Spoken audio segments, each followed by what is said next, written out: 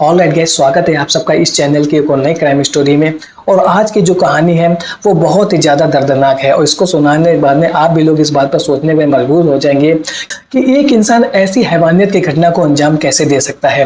तो सबसे पहले इस कहानी के मेन कैरेक्टर के बारे में जानते हैं। रति अपने परिवार के साथ में बदायूं में रहती थी। लगभग 3 साल पहले उसकी शादी सुनीत से हुई और अभी उन दोनों का 1.5 साल का बेटा आरव है।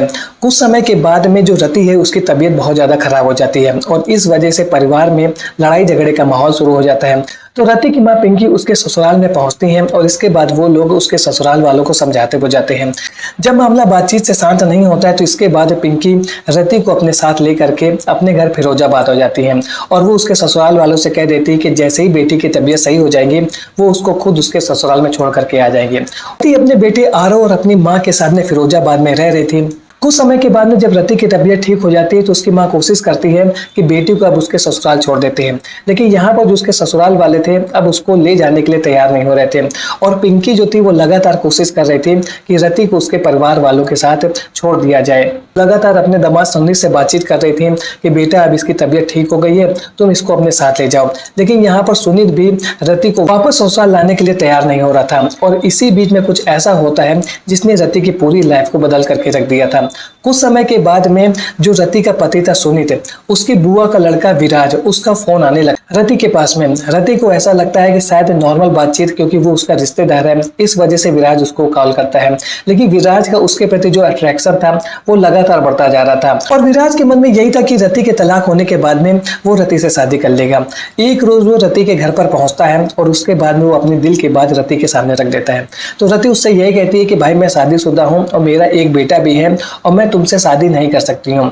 और इसके बाद वो विराज को अपने घर से जाने के लिए बोल देती है। विराज को यह बात बहुत ज्यादा बुरी लगती है और उसको अब ऐसा लग रहा था कि यदि रति एक बार फिर से अपने पति सुनीत की लाइफ में लौट जाएगी तो फिर वो रति से शादी नहीं कर पाएगा। और इसके बाद वो रति को ब्लैकमेल करना शुरू कर देता है।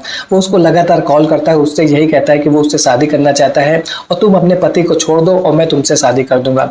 लेकिन रति हर बार उससे यही कहती है कि उसका एक बेटा है और उसकी शादी पहले से ही हो चुकी है।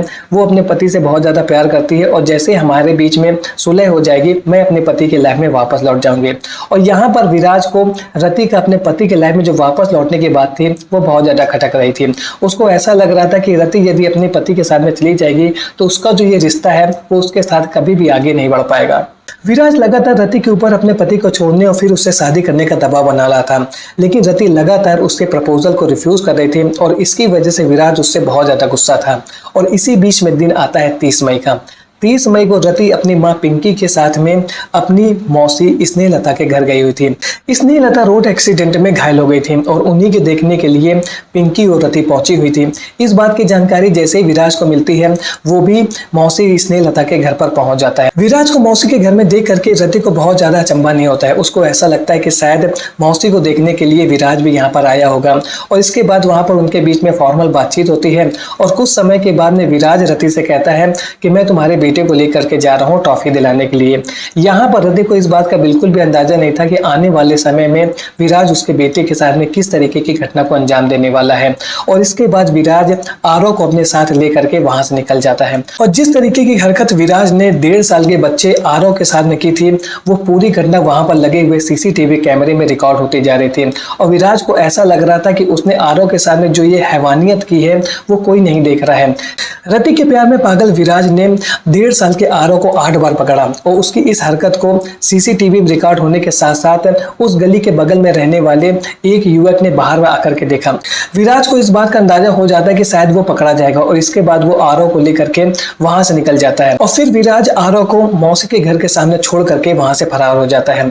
कुछ समय के बाद में जब परिवार वालों ने आरव को इस तरीके से बेहोशी की हालत में वहां पर देखा तो वो लोग तुरंत उसको हॉस्पिटल में लेकर के पहुंचते हैं और वहां पर डॉक्टरों ने यही बताया कि ये तो ब्रॉड डेथ है। बच्चे की हालत को देख करके हॉस्पिटल स्टाफ को इस बात का अंदाजा हो गया था कि कहीं ना कहीं इस बच्चे के सामने बहुत ज्यादा मारपीट की गई है। और इसके बाद वो लोग तुरंत पुलिस को इन्फॉर्म करते हैं। पुलिस की टीम वहां पर पहुंचती है और सबसे पहले आरव की मां रति से पूछताछ करती है। तो रति पूरी कहानी बता देती है कि कैसे उनके रिश्तेदारी का लड़का विराज उनके घर पर आया था और उसने टॉफी दिलाने का बहाना बना करके आरव को अपने साथ लेकर के गया था। तो इसके बाद उसने क्या किया है हमें किसी बात की भी जानकारी नहीं है। हमें तो आरव बेहोशी की हालत में घर के बाहर पड़ा हुआ मिला था और फिर जब हम लोग इसको हॉस्पिटल में लेकर के आए तो डॉक्टरों ने बताया कि ये तो ब्रॉड डेथ है।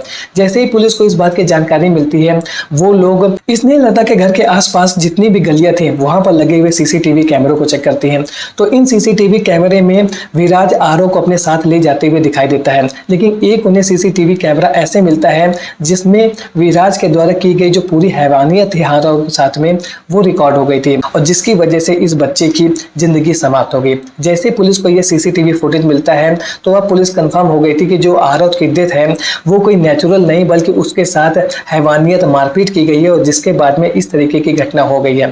पुलिस की टीम विराज को ढूंढना शुरू करती है और कुछ समय के बाद में उसको गिरफ्तार कर लेती है। विराज ने पुलिस पूछताछ में आगे ये बताया कि उसको ऐसा लग रहा था कि रति उससे केवल इस बच्चे की वजह से शादी नहीं कर रही है, साथ ही रति यदि एक बार फिर से अपने पति सुनीत की लाइफ में लौट जाएगी तो फिर वो उससे शादी नहीं कर पाएगा। और इसके बाद उसने आरव को उसकी जिंदगी से दूर करने की प्लानिंग बनाई। इस वीडियो में आपने देखा कि कैसे विराज ने एक तरफा प्यार में पागल होकर के इतनी बड़ी जघन्य घटना को अंजाम दे दिया। विराज को आने वाले समय में उसके द्वारा किए गए गुनाह की खौफनाक सजा तो जरूर मिलेगी। आज का वीडियो आपको कैसा लगा कमेंट सेक्शन में जरूर बताएं। मिलता हूं ऐसे एक और नए इंटरेस्टिंग वीडियो में, तब तक के लिए थैंक्स फॉर वॉचिंग।